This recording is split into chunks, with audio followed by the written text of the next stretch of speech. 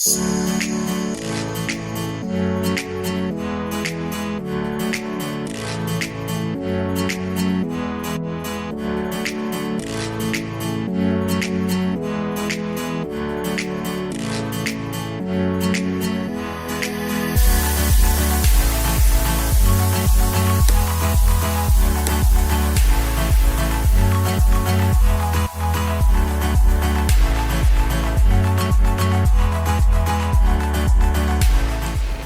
téléspectateurs de l'Oreb Télévision, aujourd'hui nous sommes très émus de joie de recevoir le long de cette émission votre magazine Mon Expérience, le révérend pasteur Josué Kokoma Poeta de l'église La Louange. Avec lui, nous voulons justement échanger, partager ces moments d'expérience sur un sujet beaucoup plus précis, sur la gestion de l'église, également le fidèle. Avec lui, nous saurons comment gérer l'église, comment prendre en charge les fidèles. Voilà pourquoi est-ce que nous vous prions d'être scotchés les longs de ces trentaines de minutes avec votre magazine Mon Expérience avec DM. Je dis bonjour, pasteur.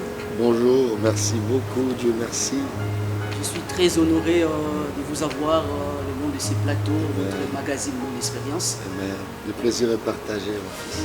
Et aujourd'hui, le sujet sur quoi nous voulons le bien nous apaisantir, c'est sur la gestion de le bien de l'Église et de fidèles. Mais nous connaissons aujourd'hui le révérend pasteur Josué Kokoma Poeta et vient de quelque part, né de nouveau, et frère, à un certain moment, et responsable de l'enseignement, également berger, pasteur, et aujourd'hui, pasteur urbain, et né de nouveau. C'était comment, pasteur? Ah, d'accord, merci beaucoup. C'est une longue histoire, mais une très belle histoire. J'ai reçu Christ par la grâce de Dieu à Kinshasa en 1993, par la grâce de Dieu. C'était dans une campagne d'évangélisation animée par l'évangéliste Mopero Amaloba, paix à son âme. Alors c'est là que Christ m'a appelé, bien que sorti d'une famille protestante. J'avais déjà la sémence de Dieu, mais donner ma vie à Christ, c'était à cette occasion-là.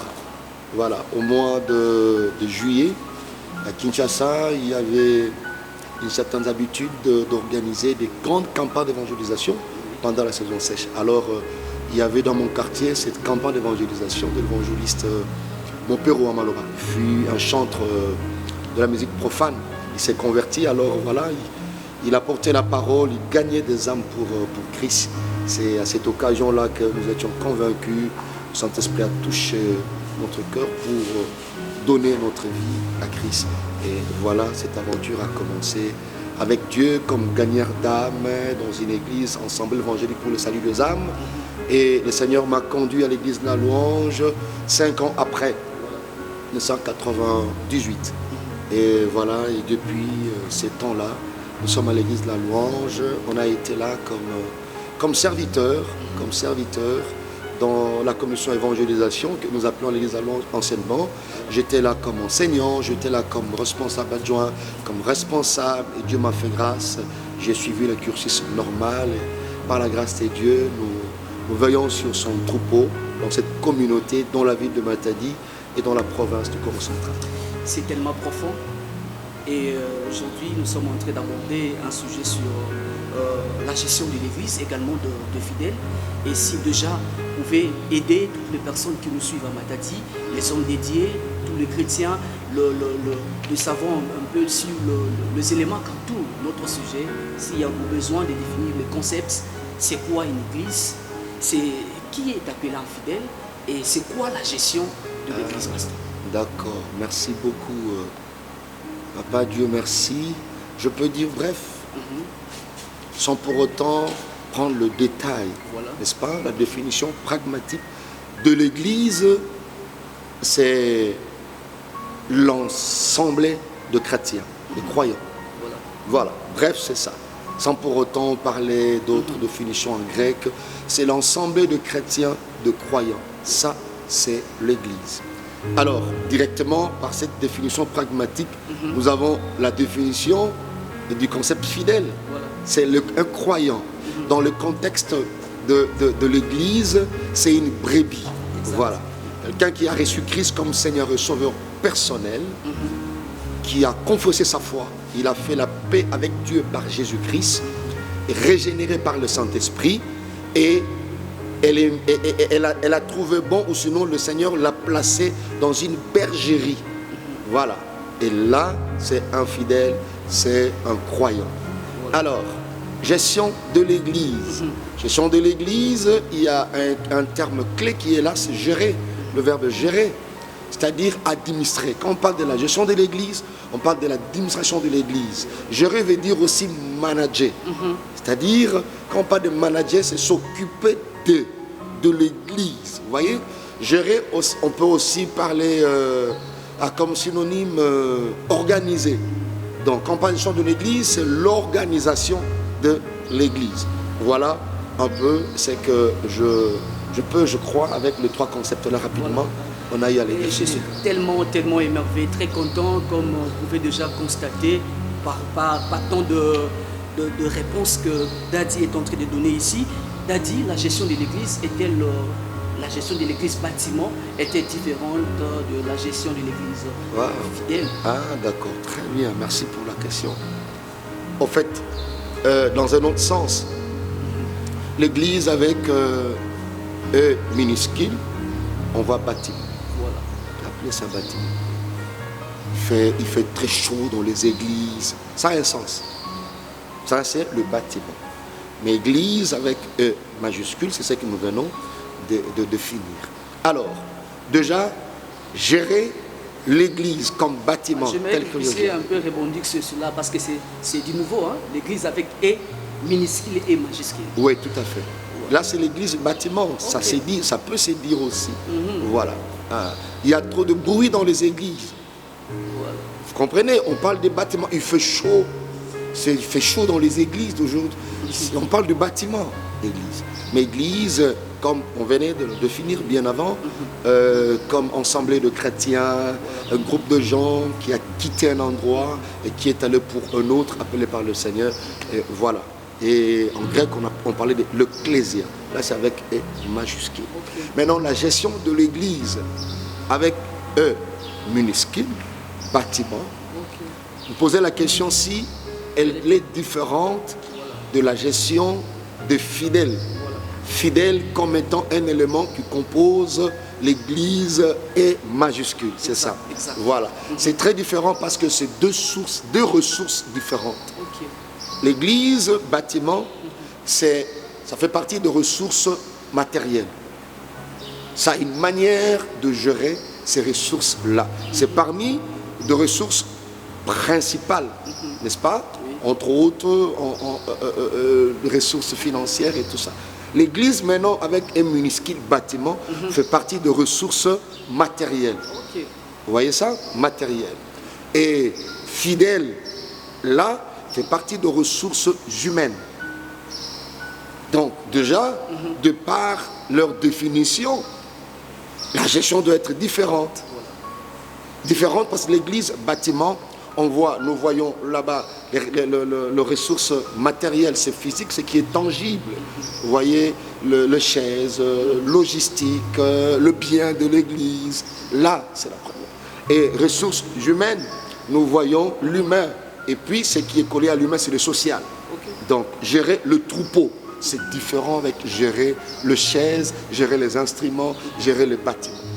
Alors, pasteur, comment gérer à bien une église locale, également le fidèle inclus?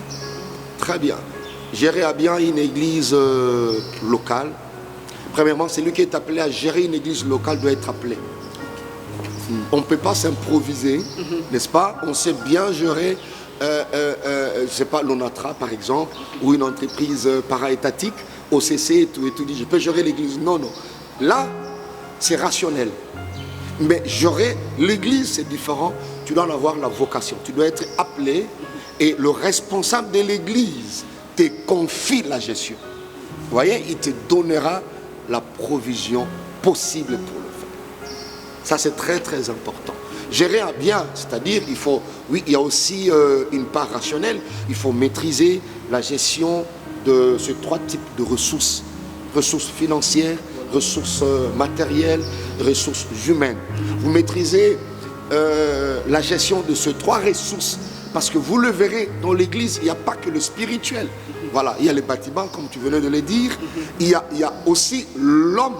Bien que l'homme qui a reçu Christ comme Seigneur et Sauveur. Vous voyez ça? Cet homme-là qui a le Saint-Esprit, mais qui restait homme, qui a ses sentiments, qui a de besoins. Donc il faut maîtriser tout ça. Là, on fait appel à l'organisation. La structure organisationnelle doit être posée. Vous voyez ça? Doit être posé. C'est très important. Et ce qui fait que quelque part, je peux choquer certains ou certaines personnes, pour gérer l'église dans ces siècles-là, nous, aujourd'hui c'est le siècle I, c'est le siècle intelligent. Un siècle de l'intelligence, il faut aussi avoir de l'intelligence. Et Dieu est capable de le donner. C'est très important. Très important, parce qu'il faut maîtriser la gestion de ces 3 ressources-là. Et là, on l'étudie quand même.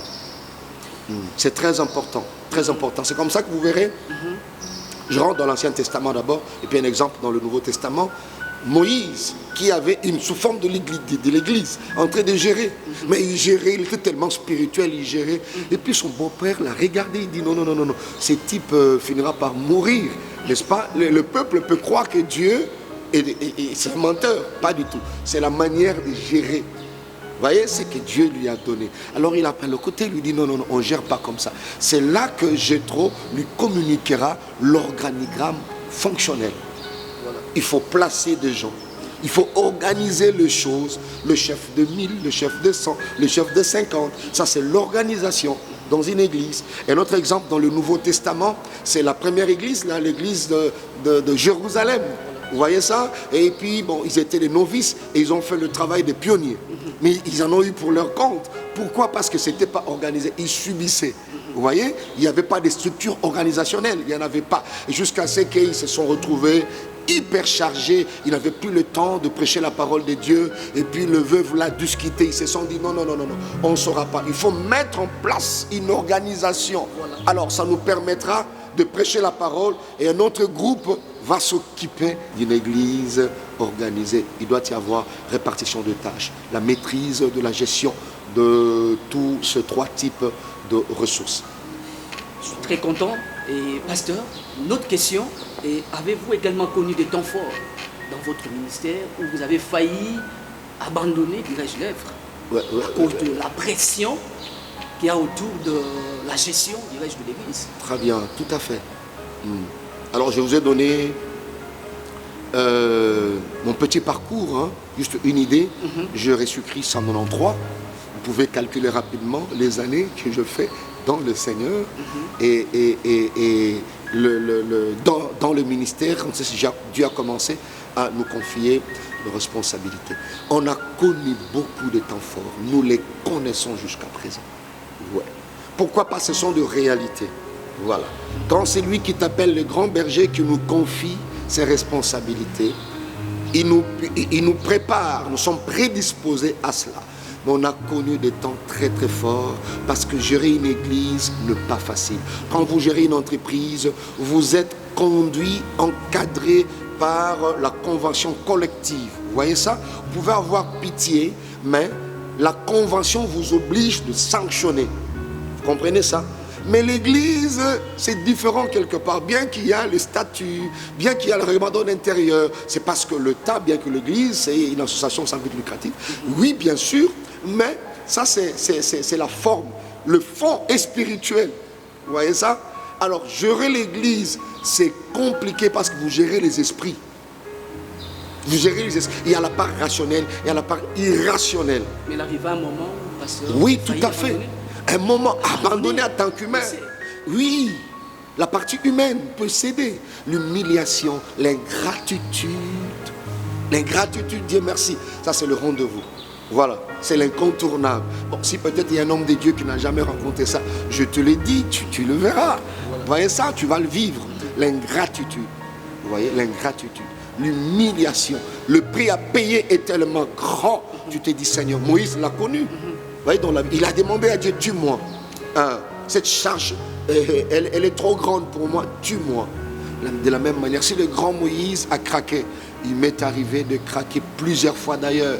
Alors Dieu a toujours été là pour nous fortifier, n'est-ce pas? Une main a toujours été là pour nous saisir, et la voix soufflait toujours, par nous parler toujours. C'est ça le bien.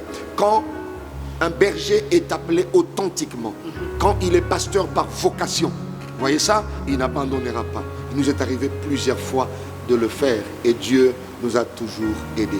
Voilà pourquoi il faut vraiment soutenir et prier pour des bergers, pour des hommes de Dieu. Voilà, logiquement, à cette question, pasteur, et que diriez-vous déjà si nous pouvons faire une suite logique par rapport à ce à quoi vous venez justement de dire aux hommes de Dieu qui nous suivent à ces instants à la maison, qui sont au point d'abandonner l'œuvre de Dieu, également les serviteurs, les fidèles, à cause de difficultés, des problèmes, les aléas, tous ces qu'on parle comme problème aujourd'hui, ils sont au point de laisser, d'abandonner l'œuvre de Dieu. Que direz-vous? Oh, c'est que je peux dire, je ne vais pas dire quelque chose à mes aînés, non, c'est à eux de nous le dire, mais je parle aux frères et sœurs qui ont reçu l'appel de Dieu, tout jeunes d'abord, tout jeunes, parce que j'ai eu cette grâce-là. N'abandonnez jamais, jamais. D'ailleurs, dans la vie ou sinon dans le parcours ministériel, parmi les indices que tu es tout près du but, c'est la fatigue la plus élevée. Quand tu te sens fatigué, tu es au bout du rouleau, c'est un signe, c'est un indice que tu n'es pas loin de l'objectif. Ça, c'est du vécu. Je partage le vécu. Je parle en connaisseur. Voilà. Le but n'est pas très loin. Je voulais prier et je prie avec un homme de Dieu. Je prie avec un frère, une sœur qui veut abandonner, qui croit que Dieu n'est pas avec lui. Même dans la prison, le rêve que tu as reçu, c'était Dieu. Ces rêves avaient comme auteur Dieu, avaient comme source le ciel. N'abandonne pas. Tiens bon, jusqu'au bout tu arriveras. Il y a des gens, la Bible dit dans Hébreux chapitre 6, versets 10 à 12, la Bible nous invite à imiter ceux-là qui ont hérité les promesses par deux choses, par la persévérance et la foi. Ils ont hérité. Et la Bible nous dit d'imiter ces gens, d'imiter Abraham. Vous voyez ça? D'imiter cette partie-là, voilà, de la persévérance, d'imiter. Et dans Hébreux 11, on nous a étalé, il y a toute une liste de héros de la foi. Voilà. Donc je prie que Dieu étende sa main sur toi, que le Seigneur qui t'a appelé continue de t'encourager. Je prie que Dieu encourage ta foi. Encore un tout petit pas, tu arriveras et tu béniras le Seigneur. Tu béniras le Seigneur. C'est ça que je prie. Notre magazine, nous l'appelons Mon Expérience. Mon Expérience. Aujourd'hui, Daddy, vous êtes là pour échanger sur la gestion, votre expérience dans la gestion de l'Église, également de fidèles. Qu'avez-vous eu comme expérience que vous pouvez échanger à toutes les personnes qui nous suivent à la maison, les hommes dédiés et tout le reste, étant que pasteur urbain, sur la gestion de l'Église également de fidèles? L'expérience à échanger à toutes ces personnes. L'expérience. Oh, je peux résumer en quelques minutes. Il y en a beaucoup. Mais le Seigneur nous a appris à aimer l'être humain. Quelqu'un que tu n'as jamais connu. Tu te bats spirituellement et physiquement pour qu'il réussisse sa vie. L'expérience du pardon, le vrai. Quelqu'un qui t'a humilié, tu le nourris, tu pries pour lui. Et il se permet de t'humilier. Vous voyez ça? Et Dieu t'oblige de le pardonner. Et tu le pardonnes, vous demeurez ensemble. Une autre expérience, c'est dans le règlement des conflits. Je crois, quels que soient les degrés de conflit, si Dieu est là, tout conflit est réglable. Ça, je l'ai expérimenté. Je l'ai expérimenté. Et le vrai amour, je l'ai eu aussi. Dieu m'a enseigné comment, au-delà de la famille biologique, il peut te prendre en charge. Il peut te prendre en charge. Ça, je l'ai vécu. Je l'ai vécu. Il y en a beaucoup. J'ai vécu aussi la fidélité de Dieu. Quand il promet, comment par ses moyens compliqués, il peut réaliser cela. Alors ça a augmenté ma foi. Vous voyez ça? Ça a augmenté ma foi. Il y en a beaucoup. Beaucoup. Et toutes ces expériences ont changé mon cœur, ma façon de voir les choses, de considérer l'être humain. De considérer même celui que tu peux, je ne sais pas moi, entre guillemets, voir faible.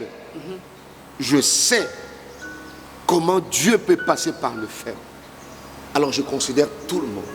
J'ai appris dans ces ministères le mystère de l'humilité. Qu'est-ce qui est caché dans l'humilité? Ça, c'est une expérience. Dans l'effacement. Dans l'effacement. Ça, j'ai vécu cela. Comment le bon cœur peut payer. Être bon, comment ça peut payer? J'ai vécu cela. Quand vous servez les autres de tout cœur, avec amour et fidélité, la récompense liée à cela, j'ai vécu cela.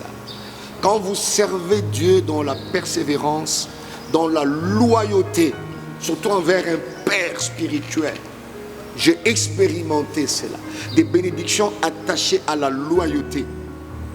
Quand vous êtes sincère envers Dieu, sans tenir compte de propos des hommes, vous voyez ça? J'ai vécu les récompenses liées à cela. Belle expérience. Beaucoup, beaucoup, beaucoup, beaucoup. Et voilà pourquoi, moi, les gens peuvent s'élever, commencer à injurier, commencer à minimiser, à critiquer. Vous savez, quand vous avez déjà dans vos provisions une belle expérience, une autre de belles expériences avec Dieu, personne ne peut vous renverser. Plus jamais. Ça vous Il y a des gens, tout à fait, il y a des gens qui aiment Dieu plus que tout. Pourquoi? Parce qu'ils ont des expériences. Ils ont vécu ces choses. Vous changez la manière de voir le monde. Vous changez la manière de traiter les gens. Vous savez, il y a des gens qui se permettent d'être encore imprudents, c'est-à-dire tomber ou exercer l'orgueil. Parce qu'ils n'ont pas une expérience avec Dieu. Quelqu'un qui a des expériences, ne fût-ce que 2 avec le Seigneur, bien aimé dans le Seigneur, il va renoncer à l'orgueil. Il renoncera à l'orgueil. Moi, une fois, j'allais mourir.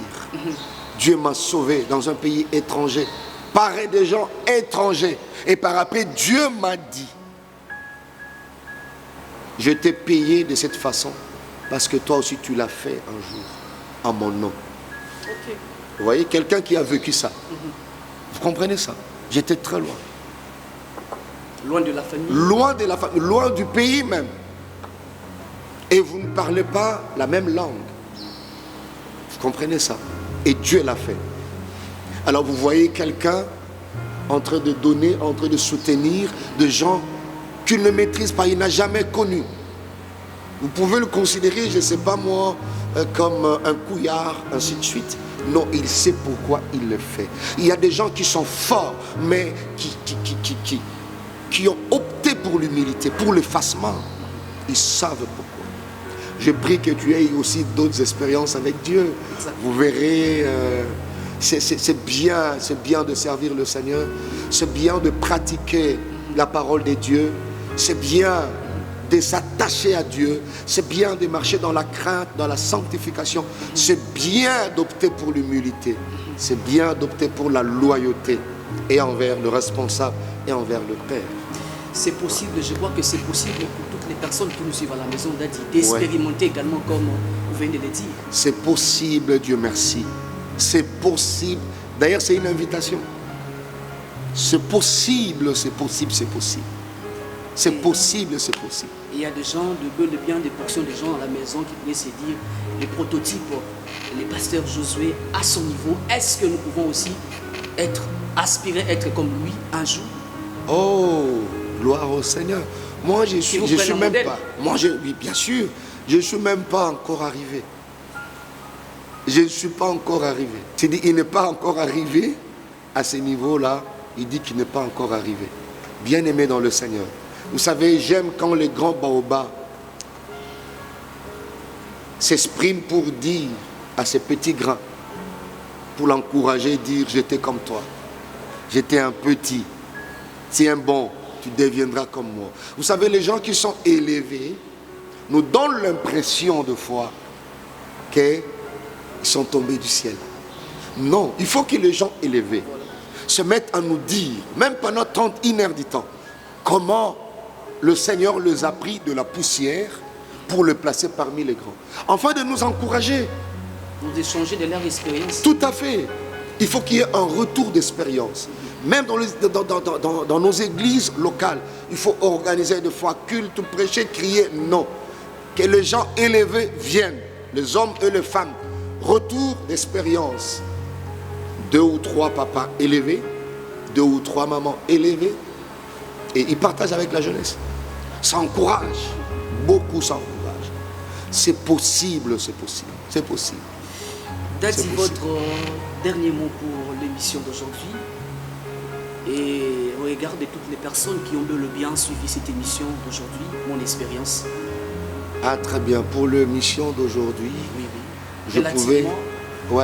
je pouvais peut-être encourager les hommes de Dieu que Dieu a appelés et nous attacher à cet appel et de rectifier les tirs si c'est possible, d'organiser l'église, parce que Dieu est le premier administrateur.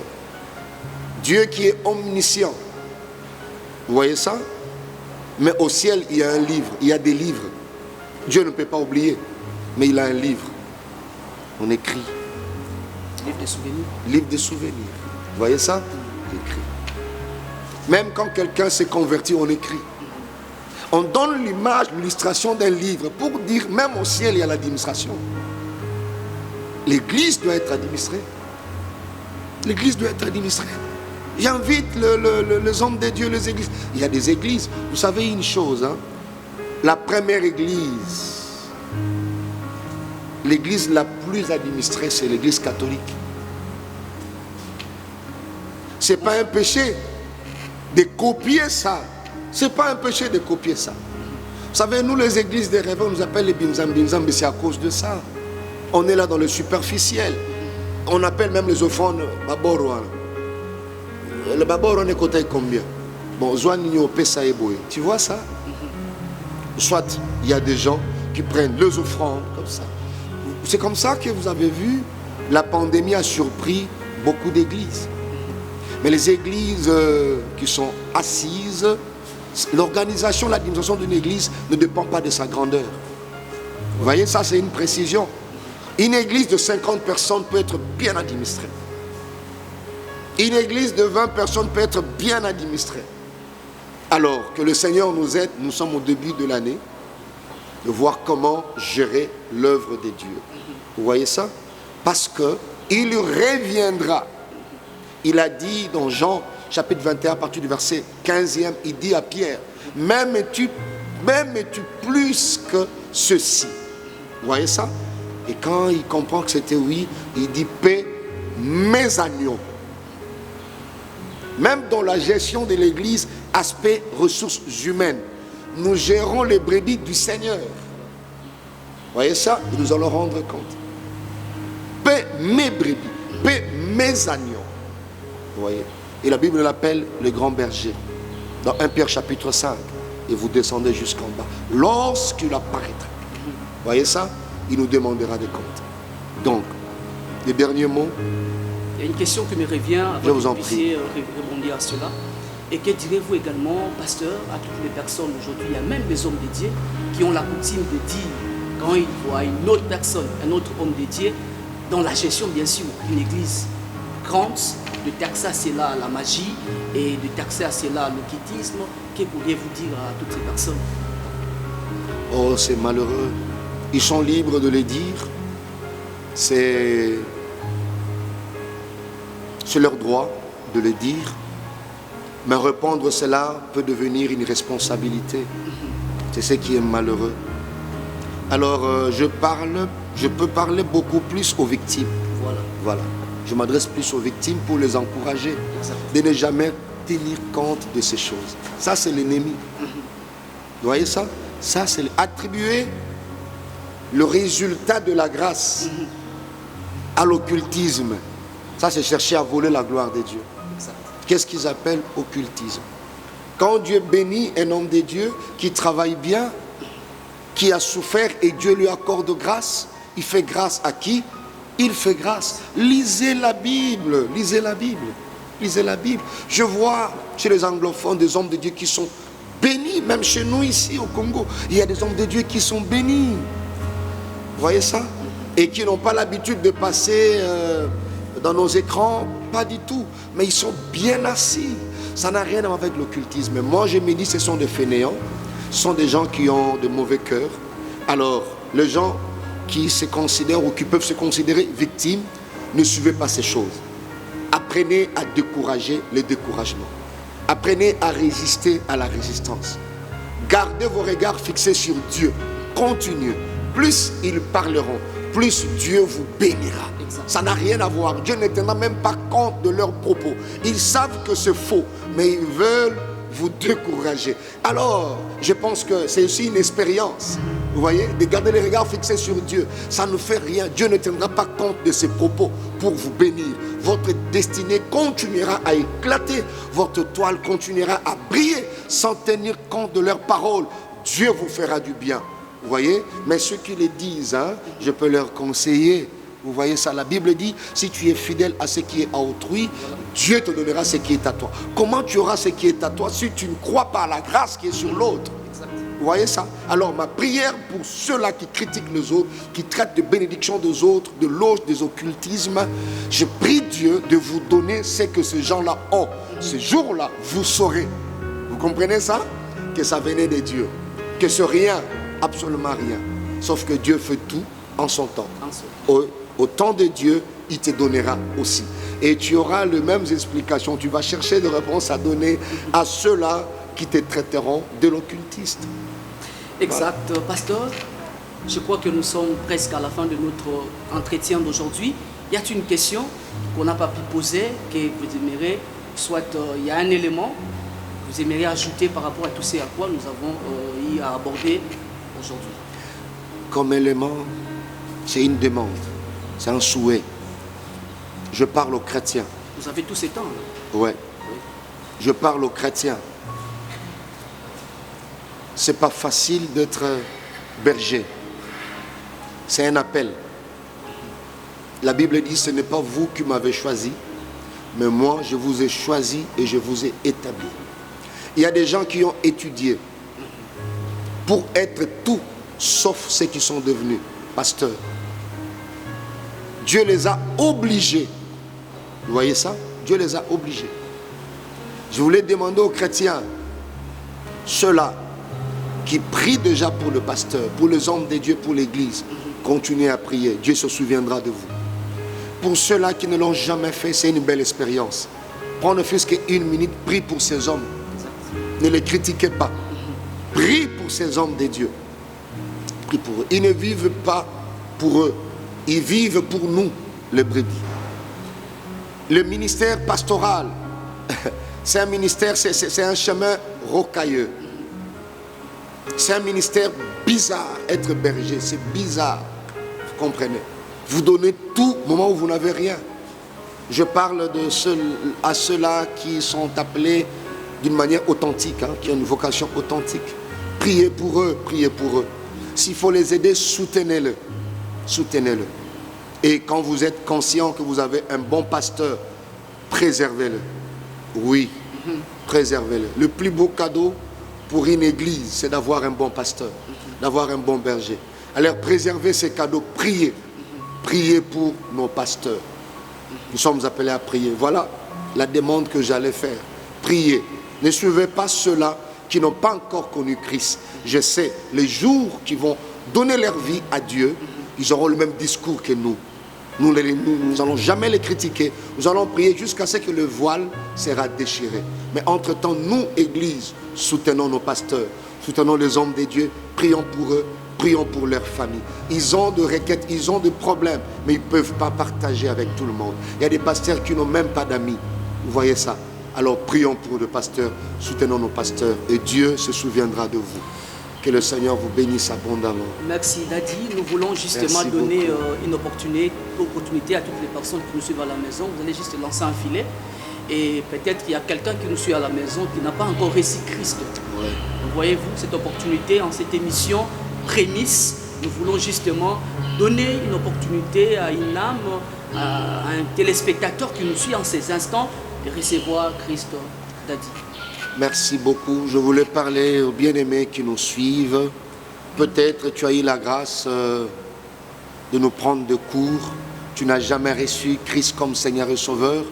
Tu fréquentes aussi l'église, c'est ce que j'allais dire. Tu fréquentes une église locale, mais tu n'as jamais consciemment donné ta vie à Christ. Je voulais te dire une seule chose. Tu ne sauras pas accomplir ta destinée sans Christ. Et nous sommes au début d'une année, l'année 2021. Et c'est une opportunité exceptionnelle que Dieu t'offre en ces moments. C'est de donner ta vie à Christ. Il y a un combat qui va s'élever dans ta vie. Et Dieu te donne cette occasion. Vous voyez ça? Pour que tu ne continues pas ton voyage terrestre seul. Qu'il soit avec toi dans ce navire-là. Parce que bientôt, tu seras bloqué et tu auras besoin de lui. Et si tu donnes ta vie à Christ, il te donne la vie éternelle. Vous voyez ça? Tu es heureux ici-bas et dans l'au-delà, tu seras heureux, ta vie est rassurée, ton éternité est rassurée. Voilà pourquoi si tu es là, c'est avec une petite prière, une courte prière, mais qui peut changer toute ta vie. Jésus est Seigneur, Jésus est Dieu.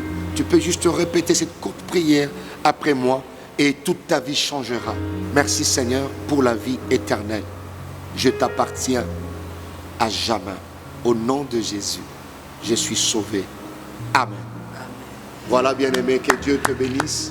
Et bienvenue dans le royaume de chrétiens. Bienvenue dans le corps mystique de Christ, l'église. Soyez très, très bénis. Tu as la vie éternelle.